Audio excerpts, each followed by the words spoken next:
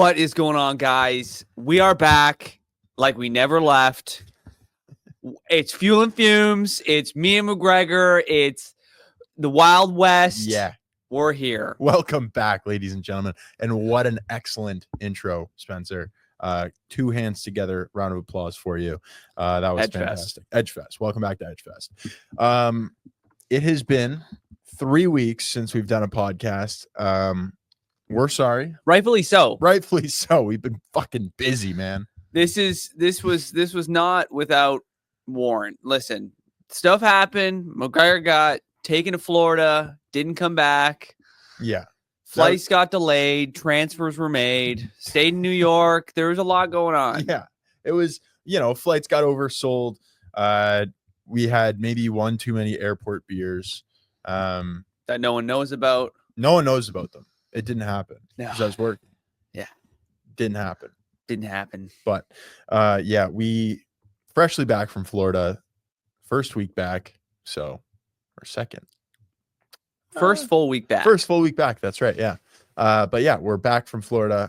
Went to the lovely Amelia Island concourse for the Broad Arrow auction. It was fantastic. Amazing cars, cool people. Met Hurley Haywood. That was exciting.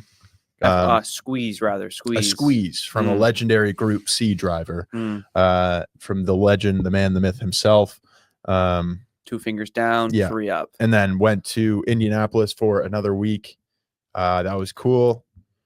Went to the track, and Indianapolis in May is fantastic. Indianapolis for the other 11 months of the year, not so much. Not so fantastic. But yeah, McGregor sent me a picture. He said that him and our Mexican affiliate snuck onto the track.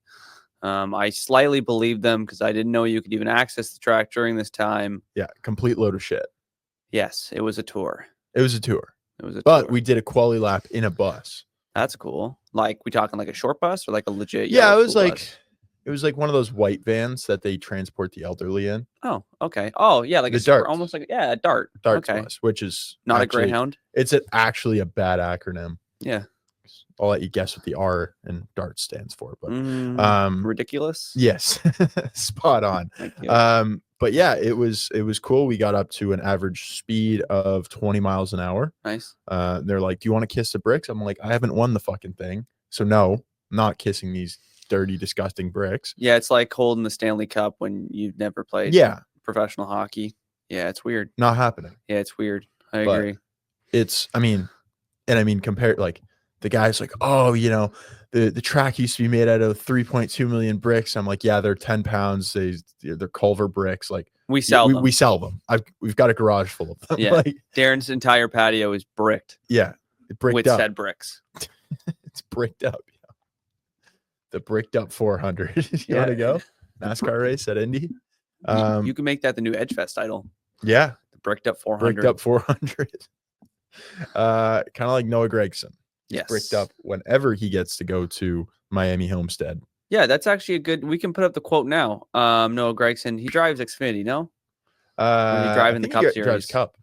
Yeah, he put out a quote. McGregor sent me it. I will just read it off my phone because he sent it to me extremely recently, which was last night. And quote, Noah Gragson said, "I get bricked up every time we come down here," referring to how excited he gets, as McGregor said, to Homestead, Miami. Yeah, that's a professional racing driver. Noah's a dog, man. Yeah. He's done all the cool things that you can do as a driver. He's ripped pack with the Rizzler. Yep. And he gets bricked up when he goes to Miami. Who doesn't? True American hero. Like that, and I think he's got in one of his cars, he has a 3D printed Zinn holder on his steering wheel. So it's just for his day-to-day commutes and such. But yeah, I think he's also sponsored by Lucy Breakers and just has like one of those like massive like 10,000 pouch tins. You know what else we are still sponsored by? Oh, it's highlighted right there. Yeah, I think so. It's a letter and a number, right? It's a letter and a number, yes. Letter and a number. Yeah. Can I take a guess? You can take a guess. It is C4 Energy, baby. Remember to use code FUMES, FUMES, for 20% off at checkout. Again, sorry to our Canadian listeners. apparently they're just not going to start shipping to. They're not going to ship to Canada. We're working on it. It's like battling a wet anaconda in the Florida Everglades. I'm trying to get this sucker down, but he's slippery. So he's slippery devil, 400 pound, 10 feet long. I would die. You're not going to win that. I would die. Yeah, I would die. I think that I could one bite you. I have this crazy thought in my head that I'm pretty sure you and me could probably take it down. I'm confident that you, me, and John could take it down. Yeah. Okay. I'm confident. Like I would put all the money on the house. John, from us. The snake wrangler. Yeah. Except he's just wrangling himself, trying to get this snake in his pants. It's like, it's got me. It's got a right hook. Yeah. No. John, it doesn't have hands. It's a snake. It's got no hands. Yeah. No. Evolutionary legend. I don't even know where to go now. Well, we have a document. We got a document. We got some notes. We weren't able to actually break down the first race of the season, or the preview for the second, or the IndyCar, or the IndyCar race. Both again to beforehand. We apologize. It's not ideal. It's not what we asked for. Or no, we broke down St. Pete's. We did actually break down St. Pete's, but we weren't able to do a cool down. We weren't able to break down the F1 race in Australia or China last week, even though China was basically Lewis wins the sprint. Hooray. We thought we'd have an exciting actual race. Didn't happen. No. Nothing really happened. Actually, just to comment on both seasons as a whole right now, it's been a lot of green flag racing. It has been almost all green flag, and it is weird, considering a few years ago in an F1 race, you'd almost hit the money line every time for red flag. Yes. IndyCar, same thing. There's always a yellow. Someone's always going to the barrier in some extravagant fashion. But it's been green and clean and mighty machine.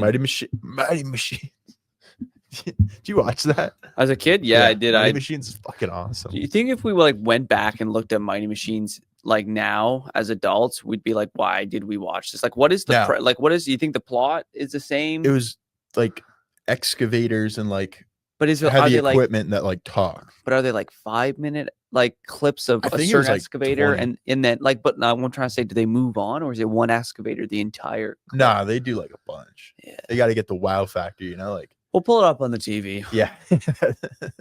TV on a stick. That's what's going on. Boss walks in, reading emails and watching Mighty Machines. What are you guys doing? Educating ourselves? Truly educating ourselves on the sport's mightiest machines. Yeah, exactly. You like F1, I like machines. Okay, let's get over it. Now, again, I don't know what we were previously talking about. I think it's talking about green flag racing. Yes. It has been a lot of green flag racing. It'll be great if they can stick that specifically for IndyCar on the ovals. I would love that, because green flag racing. Green flag's fantastic. Yeah. But there's something to be said about a mean wreck to really spice up a race. Yeah. I watched a video last night of a freeway on Texas. I don't know how this happened, but there was a massive pileup on a 4-lane highway, and there's a guy across filming this. And there's cars coming down, probably doing 80 miles per hour, just running in the back. Just straight into it. Just running. Straight to the scene of the accident. Just running right in the back of them. Oh, Priuses. Trucks. We had Tacomas. 18-wheelers. There was people dead in that crash. Yeah. And they're going to be dead in that crash for about 4 hours till they can dig them out, which is terrible. The jaws of life. That's the one thing. It could be one flake of snow hits the ground in Texas, and the world, the entire place is just one big crash. Yeah. Yep. I don't know. I'm still baffled on what and why. Probably a fog, something that we really just haven't figured out yet. Yeah. Fog would be one. We could just get one big fan. Dew. What's what? A dew, dew on the grass. Oh, when you go out and it's wet. Yeah. Dew. No, that's just John.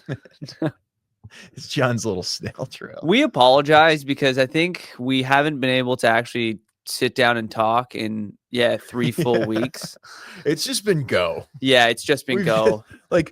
Back before when I was away at school, we'd do a lot of yapping in the episode because we wouldn't talk all week. But now we see each other every day. And now we're actually just chatting. But now it's been 3 weeks. Even though we have been chatting, we've just been working. It's just been work. So we haven't been 12-hour days every day. Yeah, to the guys that work 7 to 5 every day, my praises go to you because we've been working from like 6 to 9 or like 9 to 9 recently, and by recently I mean McGregor. Yeah. And I worked 9 to 6 the past 2 days, and I've never wanted to swallow a hand grenade so badly in my life. When we were in Florida, it was like 9 to like almost 11 some nights. Yeah, like it was. Yep. Not, it's wake up, eat, and work, and then go to bed. And then maybe schedule a phone call with your girlfriend. That's it. Yeah, that's a really good idea. Yeah, it's really good. Keeps the things afloat. Speaking of keeping things afloat, let's get back to the racing. We have some major news. It is all over for Liam Lawson at Red Bull. It has been confirmed by many major news sources, including ESPN, that Liam Lawson's being demoted from Red Bull after only 2 race weekends, 3 races in total. He currently has an average qualifying position worse than Nikita Mazepin and hasn't had any time to show improvement. It's been bad. He's hurting. The one thing I will say is that he has only had 2 races, so I think this sample size is very minimum. Minimal. However, it's not good. No. He's in one of the technically you would say one of the better seats, even though I disagree and say it's probably a desk seat at this point. It's the electric chair of if there was a seat, it's the electrical chair. Yeah, if F1 seats currently had an electrical chair, it would be this F1 seat. You would not want to sit in this Red Bull seat. It sucks. Like McGregor said, Lawson will get swapped with Yuki. There's doing a 1-2 swap. Lawson moves down, Yuki moves up. But really, in my head, I don't think Yuki's really moving up. No, I think it's like stepping to the left and stepping on a landmine, you know? Yeah. Like Yuki's career, although it hasn't been fantastic to this point, it's been good, but it could ruin him. Now, this is the thing, too, that I think a lot of people aren't giving a lot of thought to, is that really Yuki should have had that seat last year when Sergio was taken away from the team. His contract expired. He should have just gotten that seat. Now, to me, there must be an attitude problem or something that we don't see behind the scenes, because in a standard process, he's been in the team since 2021. He's in that driver team lineup. He should have just got the promotion. Lawson was a rookie technically, even though he did some races last year. So Yuki was next in line and they just jumped the queue. Yeah. So there's clearly a problem that the team has, either an individual has with Yuki or the team in general has with Yuki, because he was next in line and he didn't get that call. Yeah. So now that he's getting that call, there's something wrong. Which I don't like. This all stinks. This whole situation stinks. It does. It really does. But I kind of like it, because it's like, 2 race replacement.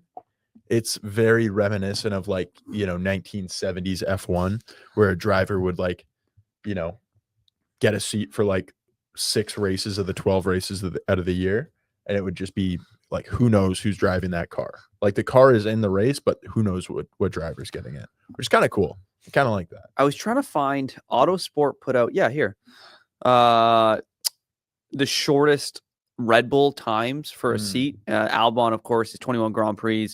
Pierre Gasly's 12 Grand Prix. And now Liam Lawson has the record for 2 Grand Prix starts. That is insane. Before getting the boot. Now, I think Yuki has the...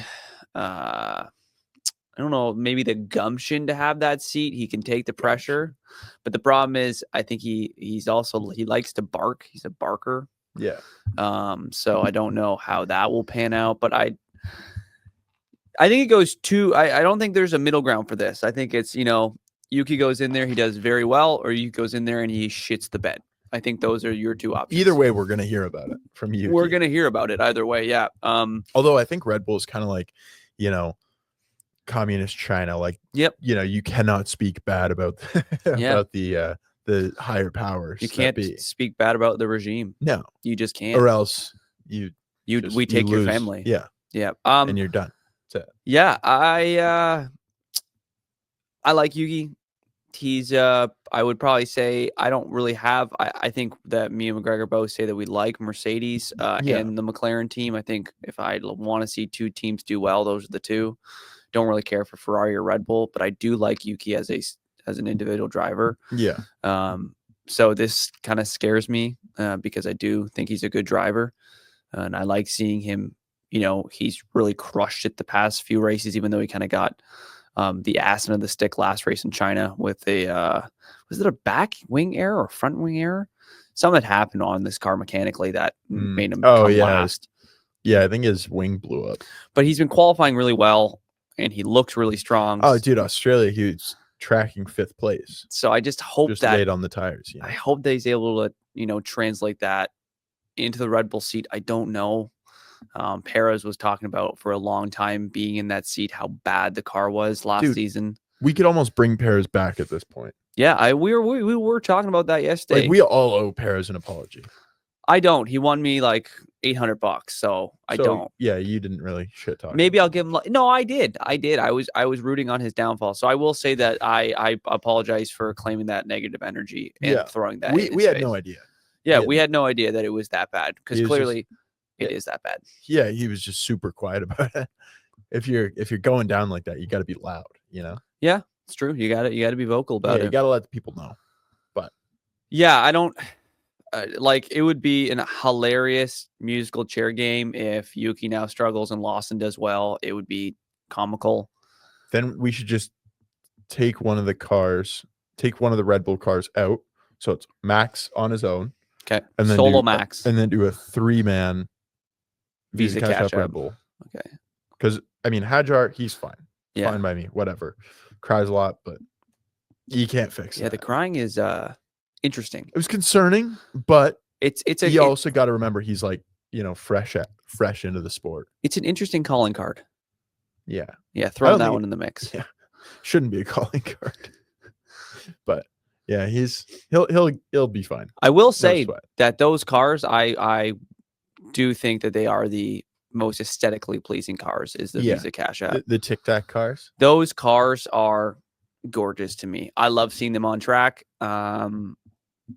They look incredible in my everything opinion. About them is just fantastic. Yeah, everything just gels well. All the sponsors, the color format they've chosen, that car just makes my brain tickle in all the right ways. It's like getting severed. Oh, okay. Sure. Yeah. All right. Think on it. I'll ponder. Yeah, think on it. Other news in the news. Indycar has experienced a 50% drop off in viewership during the second race of the season, which, I mean, they were off to a hot start with Fox. I think it was up 50% from last year, up 100% from last year. Something crazy. First race of the year. And now they're back down 50% because of NASCAR. Let me pull up the St. Pete's viewership for IndyCar because I remember seeing St. Pete's was 1.417 million viewers over the entire race. Do you know that for a fact? I know that for a fact. Oh wow, do you have it written down? Yes, it's right there. Oh shit, I'll go fuck myself. Yeah. Anyways. Yeah. 1.42 million views over the weekend. Yeah, you were correct. And up 45%. Yeah, up 45% from last year's season opener. Okay, so we're almost back down. We're back down, actually. Yeah, we're back down. Yeah. We're down 5%. Down 3%. Was it 50? 50, up 47, down 50. No, it was 45. Oh, okay. Sorry. 40. You know what? It's okay. Whatever. Numbers aren't going well for us. We're grabbing hairs. Either way, IndyCar viewership's down because of NASCAR. And it's because they both had 3 o'clock races on Sunday, with the Thermal Club and NASCAR being in Homestead, Miami. And apparently, IndyCar just can't compete. Does NBC own the rights to NASCAR? Yeah. Now, see, or Fox? I think it's NBC.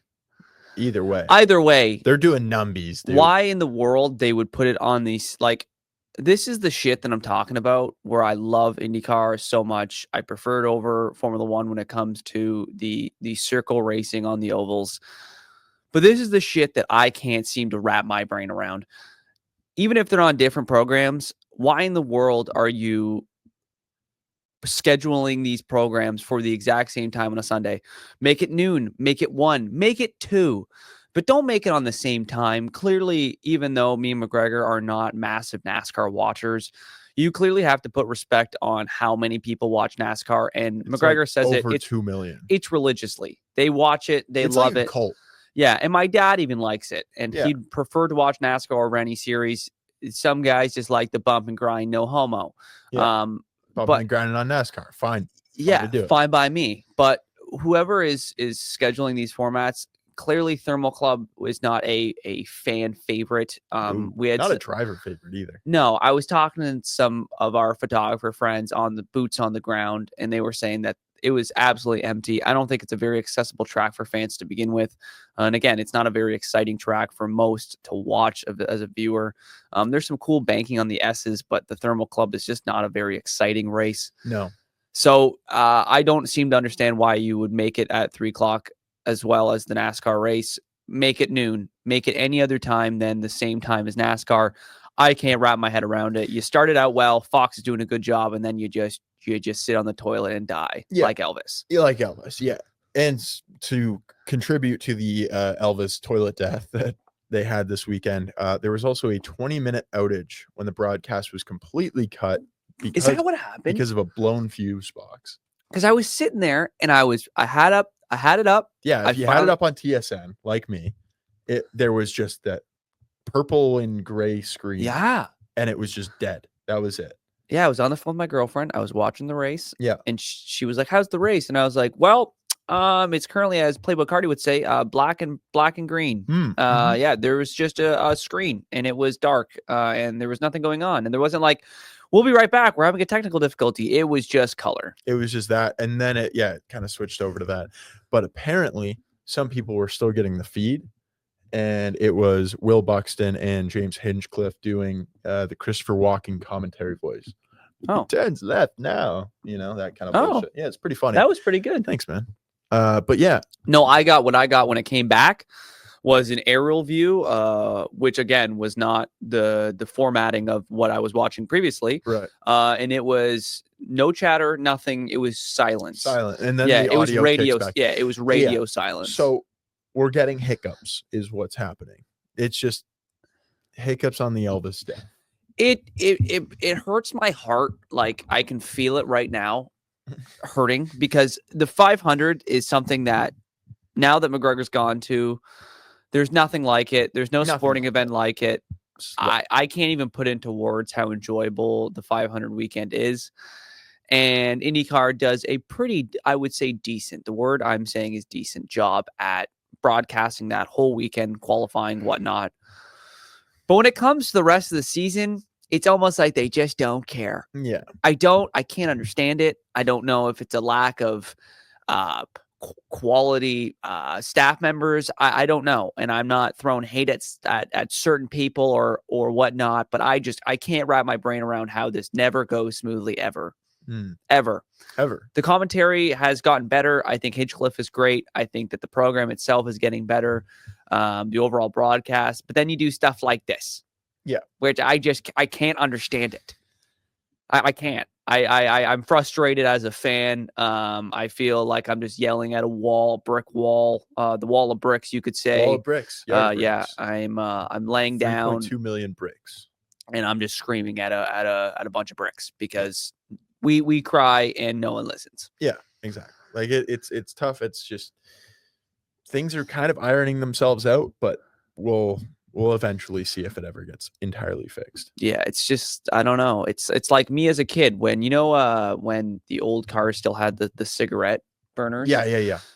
I did it as a kid. I'd stick my finger in it. I don't know why. Yeah. My dad thought I was slow. I'd stick my finger in it and he's like, "Spencer, don't stick your finger in it. It's hot." And then I'd be like, "Ouch, that hurts." And then I would get my finger bandaged. And then next week I'd stick my finger in it. It's just like, yeah. I can't vouch for kids in the car. I can't vouch for you anymore. You keep sticking your finger in the outlet. I don't care how much I like you. You're dumb. So there's my, we're going to keep coming back though. It's like Stockholm syndrome. It's like, you can't, we love it so much, but it keeps hurting us. Yep. Yeah, it does. It's unfortunate, but IndyCar, Fox, you're doing better, but do better. Because do better, be better. I can't keep vouching for you. Expect the unexpected. You keep doing shit like this, I just can't vouch for you. I mean, like, it sounds like they had like what was that Japanese nuclear reactor meltdown? They had one of those in the fuse box. Okay. I mean, like, obviously an accident. Run a backup. But yeah, bring a backup. I have a buddy, John. Even he runs a backup. He'll fix it. Yep, he will fix it. John will do the electrical in your house. John will do the electrical in your house. You would just have to wake up on time to do so. Either way, IndyCar season, I mean, if you're going to miss a race, thermal is the one to miss. Sorry. It is, I don't think anybody's favorite, especially drivers included. We had people like Scott Dixon and Marcus Ericsson who are talented drivers. They weren't there at all this weekend. Nope. They just kind of laid over and took it, and it was fine. But you know who was there? Was Alex Palou as he wins his second Grand Prix. Are we calling them Grand Prix? I don't think they're Grand Prix. I think they're Grand Prix. Let's call them Grand Prix. Race? Let's call them Grand Prix. Let's call them GPs. Yeah. Racing podcast. Don't know if they're GPs or not. Yeah. So Alex Palou, he's unstoppable. He's a problem. Yeah, he's a problem child. He is the modern day Jake Paul. For some strange reason, I don't understand how he continues to be as dominant as he is, even though Pato was out there leading the laps. With Lundgaard, too. Like, the two of them together couldn't stop him. Yeah, the teammates together running 1-2 couldn't stop him. He's just better. He's simply better. It's as simple as that. Palou is just that good. I don't know if someone's going to stop him. Now, will he win the great race, the greatest spectacle in racing, the 500? We don't know. He is yet to win an oval. How fucking nuts is that? That's insane. To think that Alex Palou is yet to win an oval is... He'll get an oval win this year. Yeah, but we always say that, and then he's leading a race, and then someone just bumps him. They just blow the doors off him. Or something happens to him mechanically. There's always something wrong with Alex Palou on the ovals, so I don't know. I'm interested to kind of see what happens. Yeah. Well, I mean, there's just some oval ringers, man, like Scott McLaughlin, Newgarden, Dixon. Danica Patrick. The list goes on. Happy birthday, Danica. Is it her birthday today? Yesterday. Dang. Either way, he'll get one this year. I think half the field will have to crash, but I disagree. I don't think he'll get an oval win this year. Oh, little controversy. I don't think. I think he could maybe squeeze one out of the Milwaukee Mile, but as Darren always says, it doesn't count as an oval, even though it is an oval because it's so short. Yeah, I doubt it. Past IndyCar and moving on to F1. We haven't talked much about the season. Lewis Hamilton wins his, I don't know if you'd call it his maiden win with Ferrari because it was a sprint. However, we'll just call it. It's a win with an asterisk. Yeah. We've established this with Piastri, Russell. Don't count as real wins, but they're wins with an asterisk. And the sports line also don't count those as wins because I put Lewis to not win a race this year. And that bet is still live. So they do not count it as a race win. Ferrari really struggled this past weekend in China. Badly. I don't know if it's strategy. I don't know what's going on. They get a big DQ, disqualification from both boys.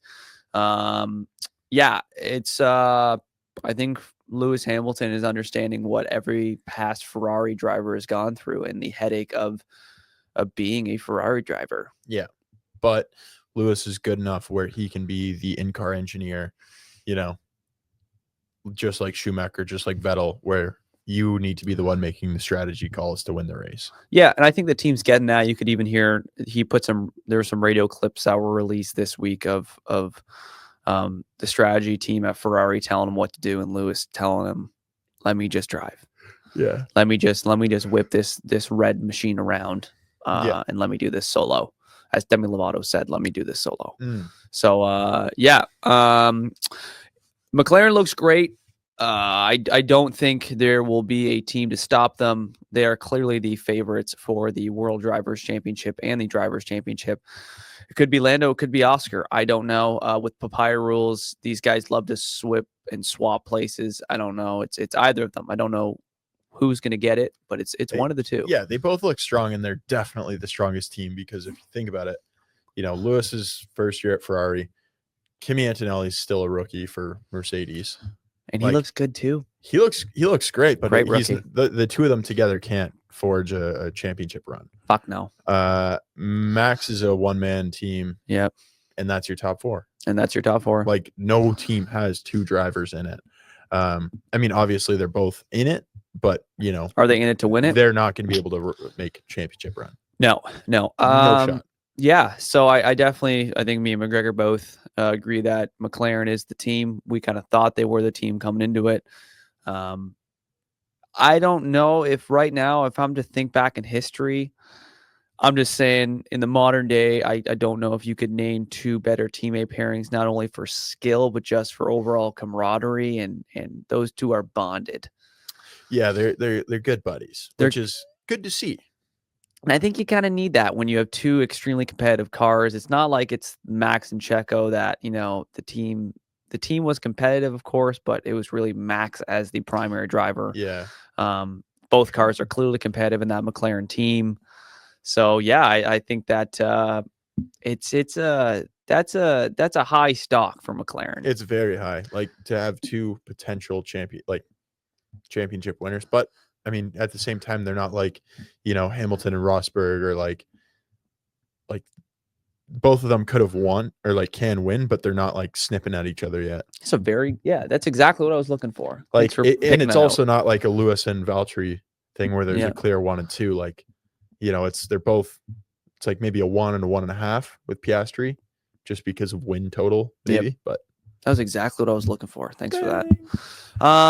Not only to mention right now on our beautiful, beautiful company website, hofcollection.com, we are currently auctioning off 2 beautiful suits, one being a 2011 Lewis Hamilton race used McLaren suit and a last year's 2024 Lando Norris World Constructors suit from McLaren season last year. 2 awesome charities. One being the Canine. It is the dog charity that they go off of donations for retired military dogs. And the other charity is for a cheetah foundation. I think it's Anne Van Dyke Cheetah Center. Thank you. That specific charity does all their donations for, of course, saving the preservation of life for cheetahs.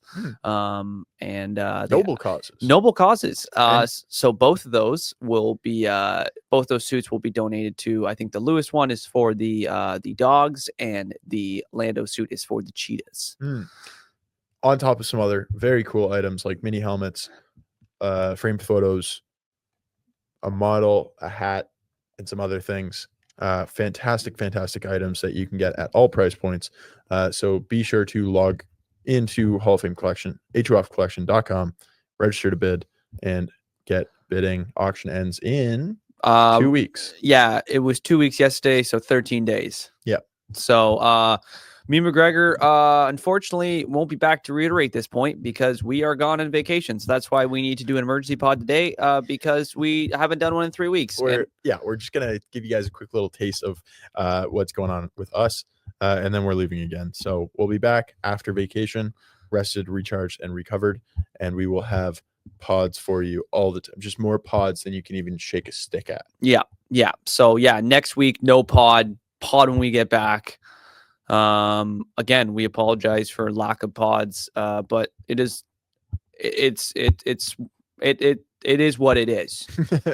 Yeah. Life goes on, life gets busy, unfortunately. And that's it. Yeah, that's it. We had 70 something weeks straight.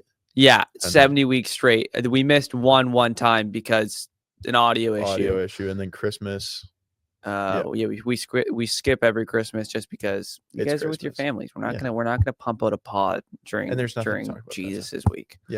Other than that, buy a t-shirt. McGregor's got a t-shirt on right now. I do not have a t-shirt on right now. Spencer's got a lovely Marlboro Ferrari jacket on. But buy a t-shirt. DM us, send us a DM to buy your t-shirts. Fuel and Fumes merch to the moon. You can get a lovely Gary Bettenhausen smoking a cigarette t-shirt that everybody loves. They're very comfortable and they look great no matter what you do. You can go in the airport or you can go to the gym, or wear it to a race or funeral, either or wedding, funeral, doesn't matter. Birth of your first, second, or third child. It's great. It works. It's truly whatever you want. The world is your oyster, and we're just here to give it to you, you know? Supply the teas. Yeah, supply the teas. And with that, yeah, we're out of here. We're out of here. Thank you so much for listening, and as always, we love you, and thank you for listening. And we again sincerely apologize for the lack of pods. That's life. We're sorry. We're working on it.